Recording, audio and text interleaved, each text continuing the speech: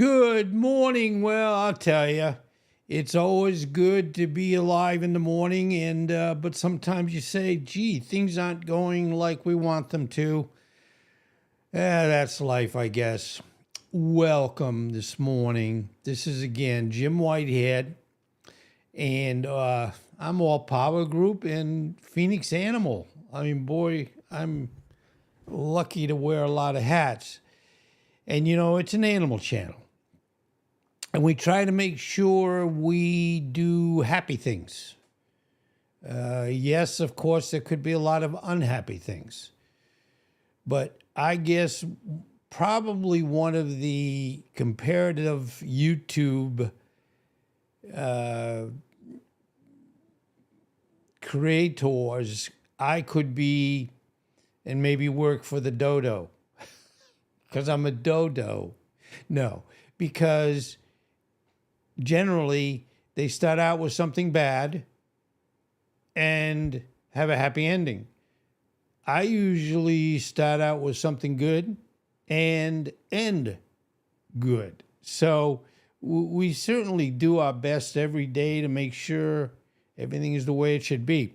Anyway, today we're going to talk about it's actually Amelia is the person's name, and she is a horse whisperer.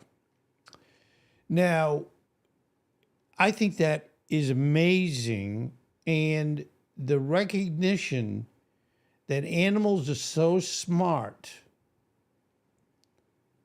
Horses are very smart, dogs, cats. I can go on and on and on, and they're smart, but they don't speak in our language per se, but boy, do they understand, and do they give off signs that demonstrate to the person that they're working with that they're right there with them. So again, I feel it's a wonderful occupation. It's a wonderful skill that somebody has. And, I've mentioned before when I'm from Davie, Florida, on the other side of Florida.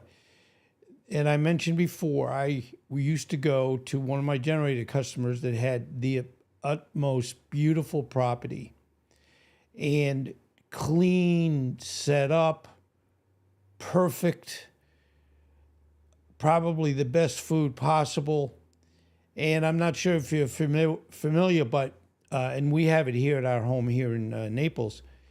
It's called reverse osmosis water, and that's the best water you can have because it eliminates any of what you would consider could be bad in any water. And our home has a whole house reverse osmosis system. So make sure that Jamie, and who I mention all the time, and us, my wife and I, we're always drinking good water. Now, you got to be careful with reverse osmosis in that it you could have minerals added to it. But generally speaking, this customer had the most outstanding property, and you could tell when you'd walk in the barn, A, how the barn looked, but B, these horses were like beautiful. And they generally weren't afraid of anybody. Admittedly, they knew who their masters were, and I shouldn't even use the word master, but bottom line, they knew that they were well taken care of and they were loved dearly. Now, what in this particular whisperer, and you've seen the dog whisperer, I mean, it isn't just only to horses, but sometimes a horse or any animal is stressed out and they might be misbehaving. They might not let somebody ride them. they may try to kick somebody. And by the way, I've mentioned this before.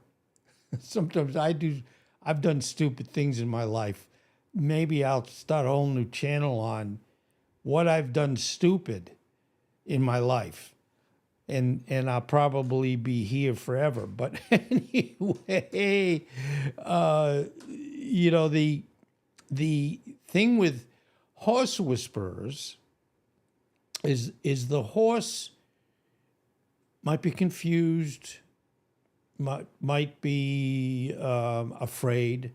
Oh, and by the way, what I was saying, with me, tangents sometimes go astray. Foolishly, my so-called friends, I was probably 8 years old, give or take, they said, hey, go up to that horse and pat it on its butt. And I'm like, yeah, I like animals, so why not? Well, I went up to the horse and patted the horse on the butt, and then the horse proceeded to kick me with his back leg in the stomach. I wasn't happy about it because I don't like tricks being played on me, but of course, my so-called friends were laughing like they just told the funniest joke in the world. But anyway, I certainly didn't go up as a horse whisperer. I went as somebody that scared somebody from behind. It's different. But when they get called and they get paid to do this, or they don't, it just depends. They go to the horse and they basically talk to it. And they've learned, the whisperer, how to say what they say. They put their hands on the horse, stroking probably its mane. And over time, the horse, like with anybody, gets comfortable with that person. I mean, I think it's a heck of a job. I know we all look for jobs, and I'm doing a lot of different things. But boy, it would be neat if I got employed as a animal whisperer. Because with Jamie, for example, I talk to her, I don't want to say more than my wife, I don't, but I talk to her all the time, and I know she understands what I'm saying. But anyway, the wind whipped Amelia's hair across her face as she stood in the center of the dusty corral. Her eyes, the color of the stormy sky, were fixed on a magnificent creature before her. A stallion, black as night, with wildfire in his eyes. So he's angry. He has felt that he's not being treated properly. He pawed the ground, snorting and tossing his head. So he's really saying, I'm not happy. His muscles rippling beneath his ebony coat. This was Diablo, a horse known for his untamable spirit, and Amelia, the horse whisperer, had been called in to tame him.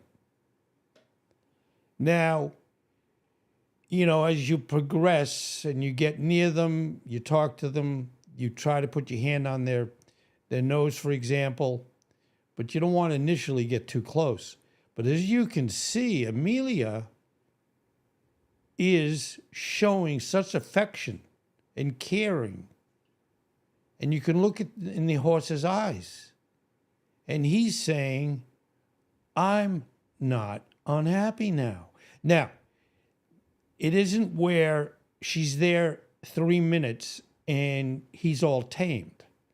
We recognize, and of course, when we do our presentations, you probably don't want to go over 3 or 4 days of the same video or presentation.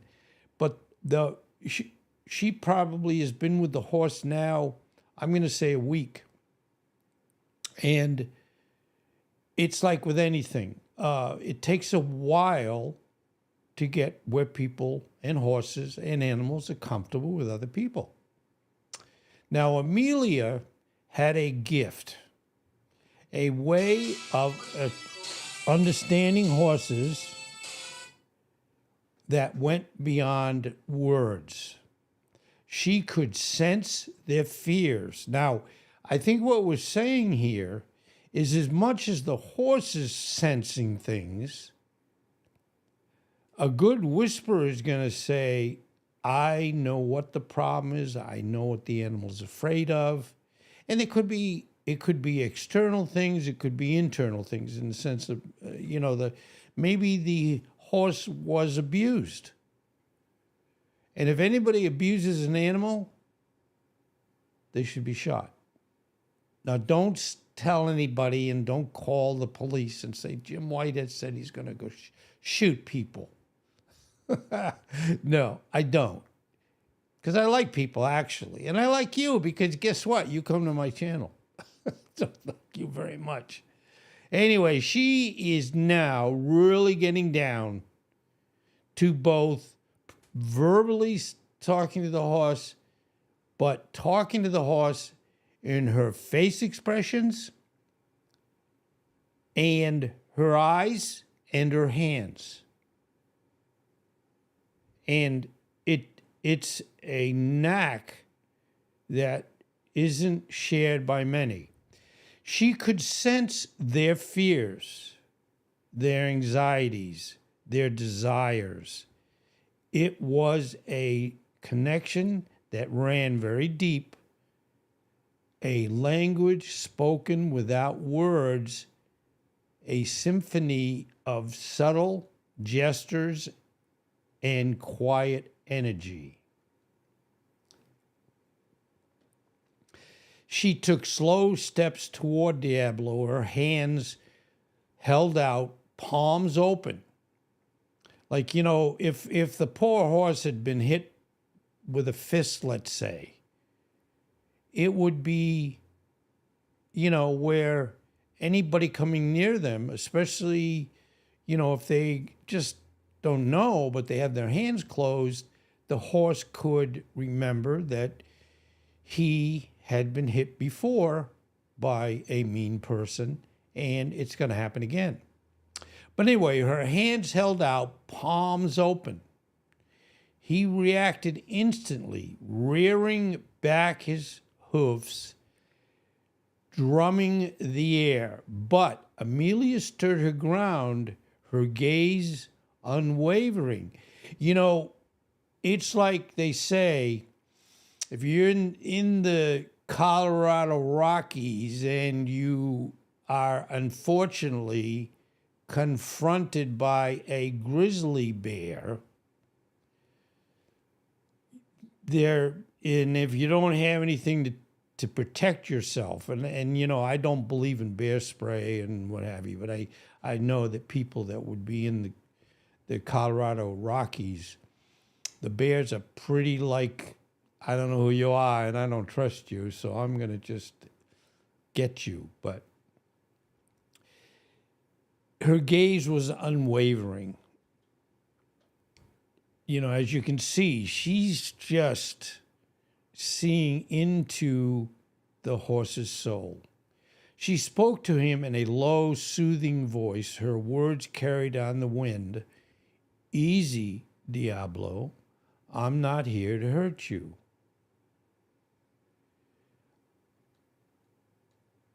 She continued to speak, her voice a calming melody amidst the stallion's restless movements. She spoke of freedom and trust, of open fields and the joy of running. Slowly, ever so slowly, Diablo began to calm. His snorting subsided. His hoofs stilled, and his wild eyes softened.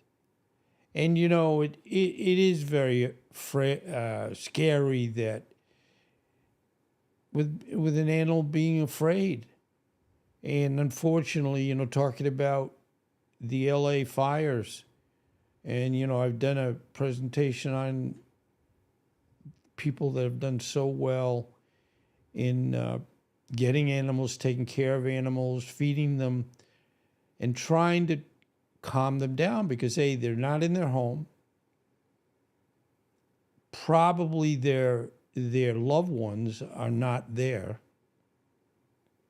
And they're probably for protection in some form of blocked either cage or stall. And they just don't know what's going on. So having people around them that understand their fear and try to help them is just unbelievable. Amelia took another step, then another, until she was close enough to touch him. She reached out her hand, gently stroking his velvety nose. Diablo flinched but didn't pull away. So he's getting used to her and saying, wow, finally somebody's good that I like. A silent understanding passed between them, a bond forged in the heart of the storm. Over the next few days, Amelia worked with Diablo, gaining his trust and showing him kindness and respect. She didn't break his spirit. She simply guided him, helping him to find his balance, his peace. She made him bareback across the fields. I'm sorry, she rode him. Excuse me. It's right in front of me. Well, can't read it? Can't read? Not yet. I haven't learned to read yet. And I'm 75.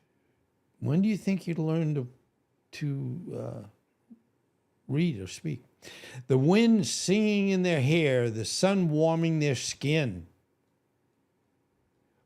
Word of Amelia's success with Diablo spread like wildfire. People brought her their troubled horses, the ones they deemed unmanageable, the ones they feared. Because let's face it, if you get in a corral with a horse that's angry, yeah, and you're not going to be any faster, or you're probably going to be slower than the horse if you have to try to get away. So the horse whisperer says, I don't jump right in and act like I'm cool and it's going to be 5 minutes.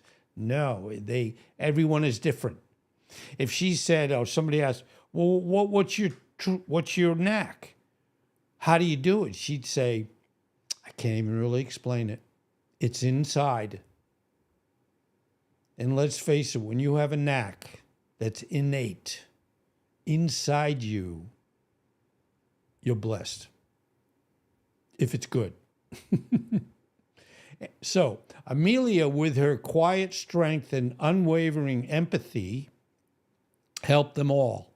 She was the horse whisperer, the bridge between two worlds, a testament to the power of understanding and connection. So, hey, I would love to be a horse whisperer. Yes, at 75, you're always looking for some job. Because everybody's saying, you're 75 and you should be retired. And I'm like, I'm 75 and thank God I'm not retired. So we look at every day as being a blessing. And I want to thank you for letting me come into your living room and tell you all about animal whisperers. And really, If you feel you have that knack, people will drive a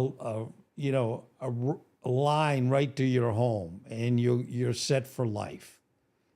Anyway, I want to thank you for being here, and I always wish you the best. And I want to thank you for being part of my channel. Certainly, watching my channel helps. What I'm working on now is what we call watch hours.